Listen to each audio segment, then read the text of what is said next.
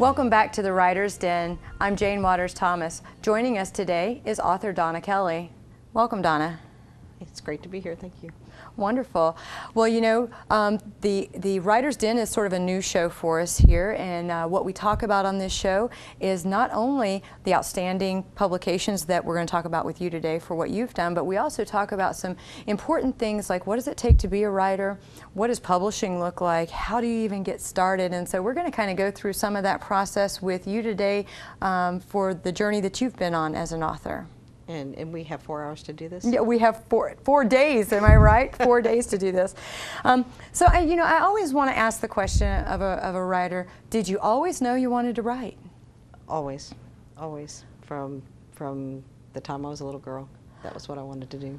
Well, you know, your career has been an interesting career, starting, you know, in the finance world and ending up at a local newspaper, and then from the newspaper actually launching into your own dream of becoming a writer. Tell me a little bit about what that was like. How did you make that decision? Did you go, I'm just going to go out and start writing today? Well, I've always written. When I was a little girl, I would write sentences on chalkboards with my mom. And by the time I was in 5th grade, I pretty much knew I wanted to write a book one day.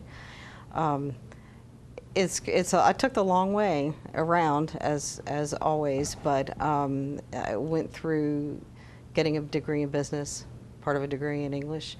I did banking, did restaurant management, had some children. I finally decided when I was nearing 40 that I needed to get into the writing field, and so I took a chance and applied at the Ledger, and Jeff Klein hired me, and I spent 15 years with the Ledger Media Group, and that enabled me to hone my writing skills. And you know, something happens when you turn 50 and you think, okay, it's time to get real now, and that's what I did. And I went after a book contract and was blessed first time out to be offered a contract, and that's most of the story. Well, 15 years at the Ledger certainly gave you a nice foundation for writing and really getting deep into daily writing with deadlines and keeping you focused and on track. Who would you say inspired you to become a writer? Wow. I suppose several different folks. My parents always had plenty to read. We had books, newspapers, magazines, brochures, anything around the house to read. Never underestimate the power of teachers. I had a 7th grade teacher named Mr. Finkbeiner who took one of my poems and tacked it up on the bulletin board and continued to use it as an example for his students for years. It told me about that when I was young enough to be impressed that, wow, you know, I was good enough for my teacher to like it. And I had an 8th grade English teacher who told me don't ever stop writing poetry, and I never did. That is inspiring, and you are certainly a celebrated writer within your community. Of course, having been at your local newspaper for 15 years, and everybody's first phone call as the writer to call when we needed something out in the world. And now you are celebrated as you have written and had published 3 books and are currently you're working on, not getting ready to, but you're currently working on your newest book. I'd like to talk a little bit about the process of writing a book. There definitely have to be steps involved in writing a book. What are some of the Donna Kelly secrets that are just hard and fast? You're going to do them to make sure it happens. Well, there are entire books, numerous books on the subject, and I think what you do is the first thing out of the gate, you read everything you can about the process, and not every part of everybody else's process is what you want to incorporate in your own, and so you kind of cherry pick what works for you. I am a plotter by nature, a planner. I always have been, so I do a lot of front-end work on getting my details straight and my research straight, and exactly where I want the book to start, the places I want it to go and where I want it to end. Long before I type that first page, I have everything laid out. And that's a process, is it not? Absolutely. I always think about the research involved in writing. You know, when you're reading a book, You just assumed that that author knew everything about what they were writing from the day they were born. We're smart that way. Yeah, right?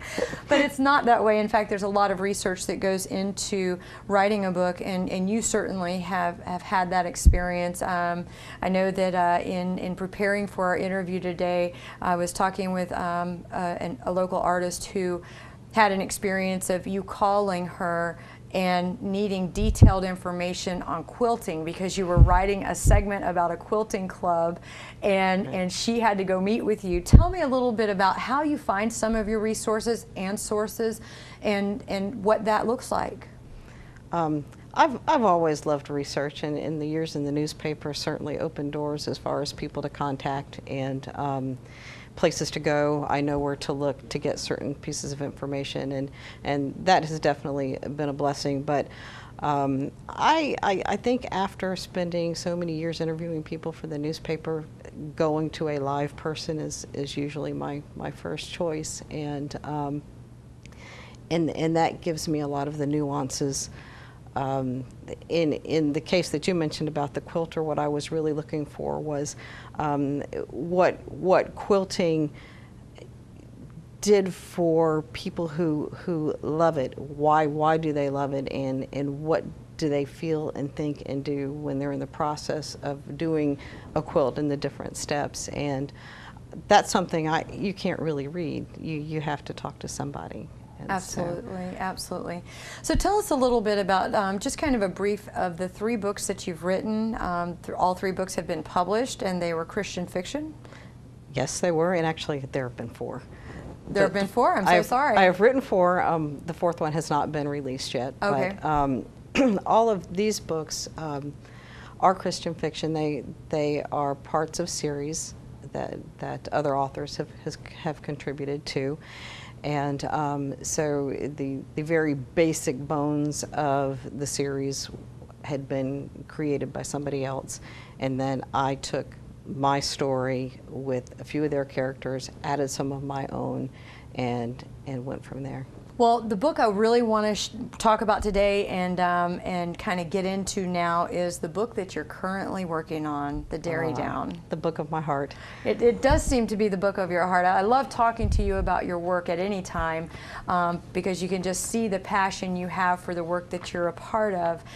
Tell us a little bit about The Dairy Down, and really kind of what is the story about? How does it feel, and what is it about, and just kind of your view from the author of what this book looks like? The interesting thing, so many of my book ideas come from newspaper and magazine stories that I've done in the past, and this particular one was a magazine story that I wrote last spring, and I had the opportunity to interview people who are close to the Dairy Down project, folks who knew Graham Parsons, whose stepfather actually started the Dairy Down, so Graham and his bandmates would have a place to perform. And these folks shared their memories. They shared what this place means to them and why it's important. And what the Dairy Down did back in the day was allow these young emerging musicians to come together in a safe environment where they could play. And it was a listening room, and teenagers could go and hang out there and listen to music. The emerging bands could get experience.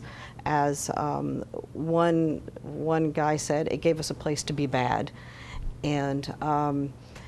And then the Dairy Down closed. Graham Parsons went on to become a legend, and the building sat there for decades, and nobody really remembered what it was.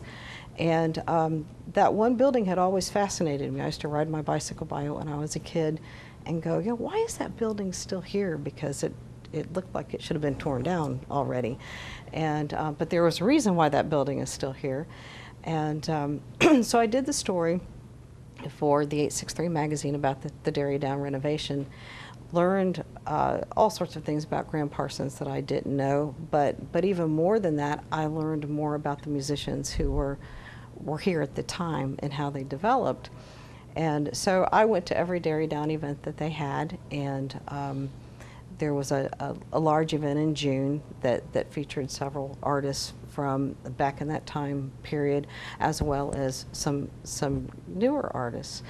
And I was standing outside the Dairy Down watching people like Jim Stafford and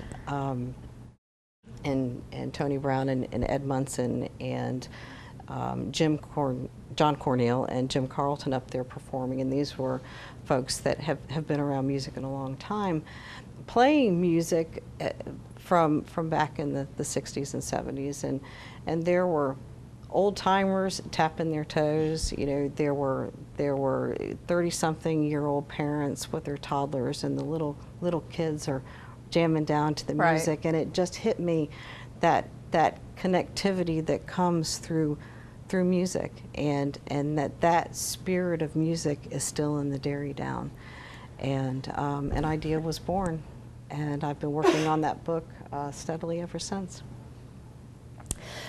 Well, the Dairy Down definitely has touched the Polk County region recently. The organization Main Street Winterhaven picked up the importance of the Dairy Down and has really been working on that. And Main Street has been a terrific source for what you've been doing in your book. Is that correct? Absolutely, absolutely. They have given me access to the building.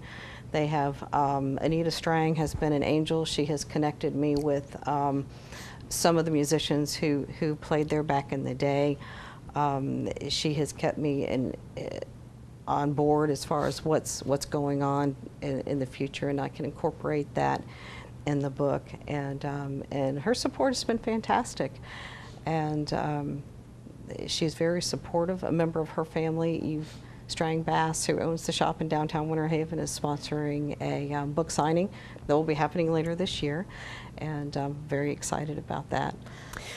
Well, you have some very exciting things that are upcoming in the world of writing for you, Donna, and I'm looking forward to reading your new book, The Dairy Down, as well as the many other books that I know are upcoming. It seems like authors always have something that's just around the corner in their mind to write about. Absolutely. And that certainly is the case with author Donna Kelly. Donna, if people would like to get a hold of you for speaking engagements, to come out and talk to their group about writing Christian fiction or writing a book such as The Dairy Down, what it is to be a writer, how would they get a hold of you? At the moment, the best way is to reach me through my Facebook page. It's Donna Kelly Author, and leave a message, and then I can get back with you. Coming soon, in about 4 to 6 weeks, I'll have a website up, so check out my author page. I will announce when that website is live, and I will be able to be reached that way, and I'll have notices sent out. Also, if you would like to receive a monthly e-newsletter that I'm getting ready to put out, feel free to message me on that Facebook page with your email address, and I'll make sure I get you on the list. Lots of really cool things coming, not only in my realm, but the realm of the Dairy Down, and some things happening, and I love to keep people posted about it. Well, this is an exciting time for you, and thank you so Yes. much for joining us, Donna. Thank you so much. I'm very blessed. The Writer's Den is a place where we gather artists and we talk about the cool things that are happening in the art of writing, publishing, what it takes to be in the business of writing. And Donna Kelly has done a tremendous job of sharing with us exactly where she's at as one of Polk County's finest authors and writers.